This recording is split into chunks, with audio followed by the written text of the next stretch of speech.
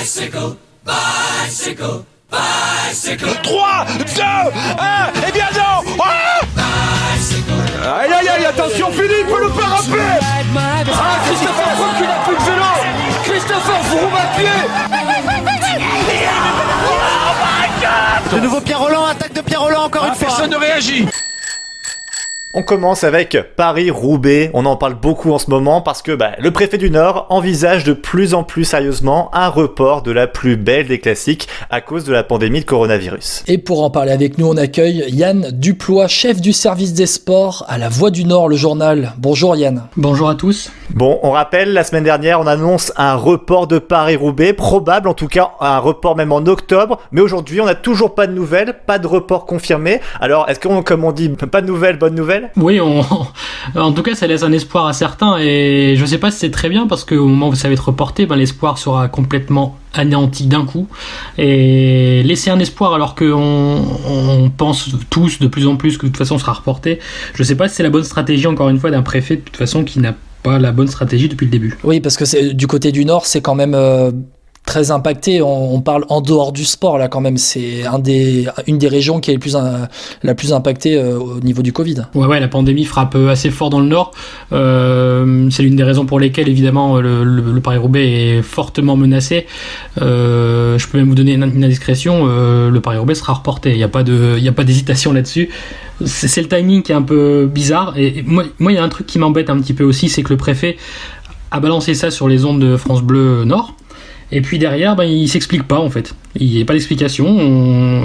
Du coup, ça laisse un flou un beau flou artistique parce que à peine 10 km de Roubaix, il y a des courses qui se déroulent en Belgique. C'est difficile à comprendre en fait. On a vu de nombreuses personnes sur les réseaux sociaux, même des cyclistes, femmes, hommes, qui ont critiqué la gestion du préfet du Nord parce qu'il disait en Belgique, toutes les courses ont lieu, le Tour des Flandres aura lieu aussi, et Paris-Roubaix on l'organise pas. Je me demande si le préfet du Nord se dit pas, tiens, les gens du Nord sont un peu moins disciplinés que les Belges. Parce qu'en fait, en Belgique, on voit bien que c'est assez respecté. Il y a un huis clos qui est respecté, personne ne va sur la route. On a vu le Mont Kemmel dimanche à Gand-Wevelgem, il y avait personne. C'est quand même un lieu stratégique de cette course où habituellement il y a plein de monde. Et là, donc, en tout cas, il est en train de nous faire comprendre que les nordistes sont moins disciplinés, ils vont assaillir les pavés alors qu'on même sur leur demande de pas y aller en fait. C'est quand même, je trouve que c'est d'une incohérence et c'est limite scandaleux en fait parce que là on a 10 jours de Paris-Roubaix, il faut quand même le dire. Ce week-end c'est le Tour des Flandres, dimanche prochain c'est Paris-Roubaix. On ne sait toujours pas officiellement si la course aura lieu et pendant ce temps-là on voit les semi-classiques belges en train de se dérouler, on voit que le Tour des Flandres va se dérouler, on voit que toutes les autres courses sont en train de se dérouler. Alors pas en Australie en début de saison, on a vu le Tour de France s'adapter l'année dernière et au final on va voir que Paris-Roubaix va être annulé pour la deuxième année consécutive et donc ça va annuler et la course homme et la première édition femme qui aurait dû se dérouler l'année dernière. Donc cette année, on nous parle d'un report au mois d'octobre, si je me trompe pas, Yann. Je veux dire, on nage dans un délire. Moi, j'ai l'impression qu'on nage en plein délire, quoi. Ouais, mais je vous dis, moi en tout cas, je suis très en colère et je pense que beaucoup de fans de cyclisme dans la région le sont aussi. On comprend pas en fait. C'est vraiment ça. L'idée, c'est qu'on comprend pas pourquoi Paris-Roubaix. L'an dernier, déjà, c'est le seul monument qui n'a pas eu lieu. Je sais pas si vous vous souvenez, le calendrier a été reporté, mais toutes les autres courses ont eu lieu. Paris-Roubaix déjà avait payé le prix fort. Pourquoi ? Est-ce que c'est le symbole qui est important pour faire comprendre aux gens de la région que c'est vraiment une grave crise qu'on traverse et que même Paris-Roubaix, qui n'avait jamais été annulé en dehors de la Seconde Guerre mondiale, même Paris-Roubaix ne peut pas y résister. Peut-être que c'est un symbole, peut-être. Je sais pas, mais en tout cas, moi, ce que je demande et ce que je réclame, parce que je me suis adressé directement à lui, c'est l'explication de monsieur le préfet. Je pense que si nous expliquait les raisons, tout simplement, on n'est pas bête, on va comprendre.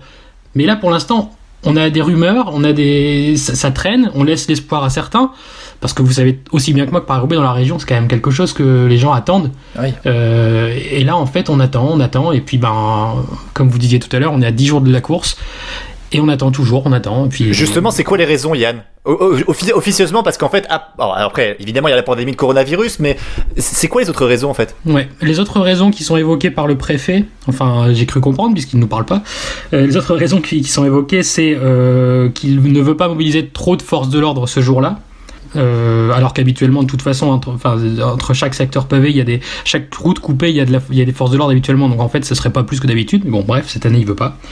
Il y a des craintes aussi parce que sur Paris-Roubaix évidemment il y a quand même des accidents parfois graves, et il ne veut pas que les hôpitaux soient obstruée par la présence d'un cycliste blessé gravement, prendre la place de quelqu'un qui est touché par la pandémie. Mais là aussi, une solution a visiblement été trouvée, parce que l'hôpital de Tournai, qui est à quelques kilomètres de Roubaix, c'est en Belgique, s'est proposé pour accueillir les éventuels blessés de Paris-Roubaix. Il y a aussi des années où il n'y a pas de blessés sur Paris-Roubaix, donc c'est un peu bon, bref. Mais oui. Et la dernière raison, c'est qu'il veut éviter a priori les afflux de spectateurs. Mais là encore, alors je suis un grand fan de Paris-Roubaix, je connais cette course par cœur parce que j'ai grandi sur le parcours. En dehors des personnes qui sortent de chez eux et qui se mettent devant la rue, en dehors des secteurs pavés, de certains en plus, parce qu'il y a certains secteurs pavés où il n'y a pas grand monde en fait. Bah oui. Déjà des secteurs pavés qui font 1,5 km, c'est pas noir de monde partout. Il y a la tranchée de Wallers qui pose problème, et il y a le carrefour de l'Arbre. Ce sont vraiment deux. Et le Vélodrome évidemment, le Vélodrome, le faire à huis clos c'est assez simple, on ferme les portes et c'est terminé. Encore une fois, si on demande à la population de rester chez soi pour que Paris-Roubaix puisse se dérouler, je pense que chez vous, dans le Nord, les gens sont pas bêtes quand même. Ils sont quand même capables de se dire, ok, on va rester chez soi. Ouais, il y en aura toujours qui sortiront. Dans tous les cas, ils sortent devant chez eux. Tu vois, c'est ça aussi. Mais dans ce cas-là, tu mets le masque et puis voilà. Il y en aura forcément qui vont sortir quand même, mais de toute façon, naturellement, beaucoup moins que d'habitude. Donc il n'y aura pas de gros afflux. Et en fait, en gros, il faudrait boucler les deux secteurs pavés en question, l'Arbre et Wallers. Ce qui n'est pas franchement très compliqué. Non.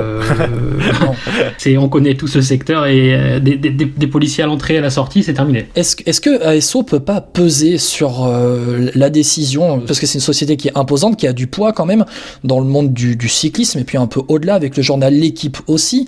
Ils peuvent pas convaincre, ASO peut pas convaincre le préfet du Nord de maintenir l'enfer du Nord. Alors, je pense comme toi que le préfet du Nord, que ASO a le poids suffisant pour mettre la pression, en tout cas convaincre le préfet du Nord. Sauf que Monsieur Lalande, le préfet du Nord, est quelqu'un qui quand il prend une décision, ne change pas d'avis. Il a son caractère, que ce soit ASO ou quelqu'un d'autre. Quand il a décidé quelque chose, il le décide. Et surtout, Monsieur Lalande est un très bon élève. Il écoute les recommandations d'au-dessus de lui, donc des ministères. Et si le ministère des Sports n'intervient pas pour dire on maintient la course, il suivra les recommandations et il dira pandémie égale annulation de Paris-Roubaix. Donc aujourd'hui, c'est Roxana Maracineanu, pour toi, qui aurait la solution à 10 jours de la course, quoi. Oui, clairement, si la pression vient d'au-dessus, ce sera du ministère des Sports. Et malheureusement, encore une indiscrétion, je pense que le ministère des Sports n'est pas très très favorable à maintenir l'épreuve dans quelques jours. Il y a aussi excusez-moi, mais l'actualité qui nous rattrape, parce que, comme vous l'avez forcément entendu, mercredi, on attend le discours d'Emmanuel Macron. Il se dit qu'en fait, l'annulation n'est pas encore officielle parce qu'on attend encore les annonces de mercredi. Faut juste... En gros, si mercredi, on annonce un confinement, il n'y aura plus d'explications à donner et ce sera plus simple comme ça. Exactement. On va juste préciser qu'on enregistre cette interview mardi 30 mars au soir. Et que donc, au moment où sortira le podcast, peut-être que des annonces vont arriver, l'annonce officielle va arriver, que le président aura parlé, donc il faut quand même le souligner. Après Yann, vu ce que tu nous dis, c'est que tu as quand même peu d'espoir. Enfin, tu nous dis que le report est quasi acté, quoi, quand même. Ouais, c'est officieux, effectivement. On attend juste l'officialisation. On a eu plusieurs bruits, que ce soit du côté des coureurs, qui sont quand même plutôt renseignés, des directeurs sportifs qui savent aussi. On a eu des bruits donc de la région Hauts-de-France, qui est partenaire de cette course, quand même, un partenaire historique et un gros partenaire, et tous nous disent en gros c'est une question de jours et on attend juste l'officialisation. Le seul petit souci, c'est que je pense qu'ASO tient absolument à annoncer le report en proposant une date tout de suite. Voilà. Et ils sont en train de chercher une date. Justement, la date, on parle de 2 dates en octobre. Dans mes souvenirs, c'est mi-octobre. Est-ce que tu nous confirmes l'info, ou est-ce que tu penses qu'il y a d'autres dates qui sont envisagées ? Ce sera à peu près comme l'année dernière. L'année dernière, c'était reporté au 25 octobre. Cette année, ce serait le 24 ou le 31. L'UCI a prolongé le calendrier de 2 semaines, ce qui laisse 2 dimanches. Donc, j'imagine pas le Paris-Roubaix se faire en dehors d'un dimanche. Donc ce serait le 24 ou le 31. Si c'est comme l'année dernière où finalement c'est encore annulé, parce que c'est quand même... Ça pose quand même un souci. Et là, on peut quand même aller au-delà du débat Paris-Roubaix. C'est le fait que finalement, On a vu Paris-Nice se dérouler, on a vu le Tour de France se dérouler. Là, on voit que Paris-Roubaix, pour la deuxième année consécutive, ne va pas se dérouler. Comment on peut, encore une fois, et je reviens un peu à ce qu'on a dit au début, comment on ne peut pas s'organiser? On sait que c'est la merde en ce moment. Ok, c'est la merde, ça fait 1 an que c'est la merde, mais ailleurs, partout, ça roule. Ça s'organise, il y a des bulles sanitaires qui sont efficaces. Les coureurs sont testés 1, 2, voire 3 fois par semaine, des fois. Enfin, je veux dire, l'organisation est hyper stricte, hyper bien coordonnée, et on n'arrive pas à s'organiser pour qu'un Paris-Roubaix puisse se dérouler. Enfin, Yann, je sais, je veux bien que tu me donnes ton avis, mais... Ah, mais moi, j'adorerais avoir la réponse. J'ai une intime conviction, mais j'ai pas envie d'être trop méchant avec monsieur le préfet, que je connais pas par ailleurs. Mais mon intime conviction, c'est que c'est juste la volonté d'une personne qui... Je pense, enfin malheureusement on est une région de cyclisme, mais à notre tête je pense que c'est pas un vrai fan de cyclisme qui est avec nous. Ça n'aide pas. Quand je vois qu'à Gore-Velgem ils ont quand même réussi à faire la salle de presse dans une église, vous vous rendez compte, ça prouve une fois de plus que si on veut le faire, on peut le faire. Si on veut s'adapter, on peut s'adapter. D'ailleurs, dans l'interview de France Bleu Nord, le matin où il annonce ça, un peu comme ça, en catimini, quand on lui fait remarquer les courses belges, il est pas au courant à ce moment-là que les courses belges, qu'elles ont lieu. La Belgique, connaît pas. C'est ça, mais c'est terrible, c'est pas grave. D'ailleurs, Yann, juste parlons un peu sportivement aussi, parce que l'intérêt sportif de Paris-Roubaix va aussi être dégradé. Un Paris-Roubaix en avril, juste après le Tour des Flandres, c'est pas pareil qu'après un Tour de Lombardie. Est-ce que, je sais pas, t'as des indiscrétions au niveau des coureurs peut-être qui t'ont déjà dit, dans le planning ça va être compliqué, même au niveau, je veux dire, physique, tout simplement? Alors personne nous l'a dit clairement, mais en tout cas il nous a tous fait comprendre que, je prends l'exemple de Florent Sénéchal qui est notre meilleur représentant français et qui est nordiste. Et futur vainqueur de Paris-Roubaix, je le dis. Et pas François Pierre, Paris-Roubaix, ça je l'ai déjà dit sur plusieurs supports et je le répète. François Pierre, ça fait 1 an et demi qu'il le dit. Ah bah oui, mais Yann aussi. On est d'accord alors.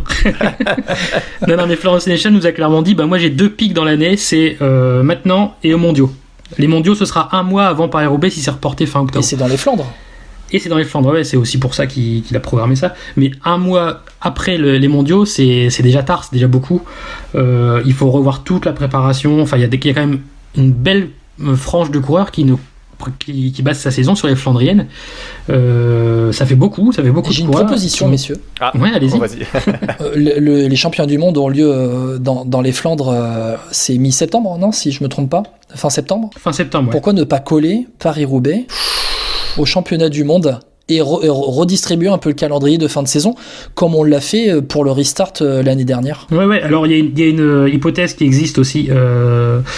Fin septembre, les mondiaux, le 10 octobre, c'est Paris-Tour. Donc, pas très très longtemps après. Paris-Tour, c'est une course organisée par ASO aussi. Oui. Donc, nous, on se disait, pourquoi pas reporter Paris-Tour en fin de saison, à la place le 24 ou le 31 octobre, et faire Paris-Roubaix le 10. Le seul souci, c'est que, si je me trompe pas, le Tour de Lombardie, c'est la veille. Même si ce ne sont pas les mêmes coureurs, je suis pas certain qu'ils veuillent faire 2 monuments côte à côte. Et pourquoi pas mettre le Paris-Roubaix en préparation des championnats du monde sur le pavé? Tu prépares pas Paris-Roubaix? Non, mais attends, et puis quoi encore? Écoute, tu nous prends pour Paris-Chauny ou quoi, toi? Paris-Roubaix, c'est pas une course de préparation. Mais attends, les gars, une semaine avant les championnats du monde, tu as Paris-Roubaix, et les gars, ils vont être dans une forme au top.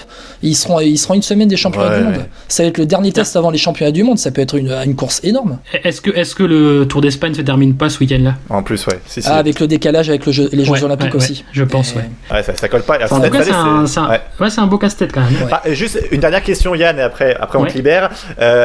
Sur l'image de Paris-Roubaix, parce que évidemment Paris-Roubaix souvent, mais nous on est chauvin et on est nordiste, c'est normal. C'est la plus belle des classiques. Est-ce que au niveau image, ça peut pas avoir un impact négatif, entre guillemets, on se fait un peu passer devant? Bah si. Si, clairement, 2 ans, enfin, on va dire 1 an et demi pour être optimiste sans Paris-Roubaix, c'est pas dramatique, mais pas loin. Alors nous les nordistes, ça nous donne encore plus d'amour pour cette course parce qu'on tient à ce qu'elle se déroule. Mais effectivement, les images à l'étranger, notamment, il y a une course comme l'Estrade Bianche qui prend beaucoup de place, de plus en plus de place. Le 6e monument, ouais. Ouais, c'est ça, et j'ai bien peur que si on annule 2 fois en suivant, ce soit plus compliqué ensuite. D'autant que certains coureurs pourraient peut-être se dire bon allez, j'ai tout fait là-dessus, c'est terminé, je veux plus refaire une saison complète pour me préparer sur Paris-Roubaix, on sait jamais, c'est une course qui visiblement pèse pas dans le calendrier. Donc voilà. Moi, je vais aller au-delà de ce que tu viens de dire, Yann, et pour conclure, c'est que ça passe derrière pas mal de courses, et puis là, on va gueuler un peu contre ASO, parce que ça passe derrière le Tour de France, bon ça va, le Dauphiné, Paris-Nice, Le Tour de l'Ain, je crois que c'est aussi organisé. C'est triste, hein. Organisé par ASO. Le Tour de l'Ain a eu lieu l'année dernière et pas Paris-Roubaix. Et on va même dire derrière toutes les semi-classiques belges comme Kuurne, comme le 3. Là, c'est Flanders Classique qui organise. Mais Paris-Roubaix est relégué à une place qui n'est pas la sienne et c'est bien triste. Ouais, tout à fait. Merci beaucoup Yann d'avoir été avec nous. Et de rien, merci à Merci vous. En tout beaucoup, cas, si ça peut sauver Paris-Roubaix, ce sera toujours la course de mon cœur. Ouais. La mienne aussi, Yann, t'as raison. Bon, en tout cas, si vous voulez plus d'informations sur Paris-Roubaix ou sur le reste, il y a le site de La Voix du Nord où tu travailles, Yann, avec plein d'articles intéressants, notamment, alors c'était il y a un mois, je crois, une super interview de Florian Sénéchal qui gagnera Paris-Roubaix, on le dit tous les deux, Yann et moi, dans quelques années. Merci. Mais pourquoi dans quelques années il va le gagner cette année, le 11 avril? Allez. Pronostic, allez, bam. Gueule-moi dessus comme Adio, gueule-moi dessus comme Adio. Je ferai tout pour mouiller le maillot avec mon Lapierre comme vaisseau.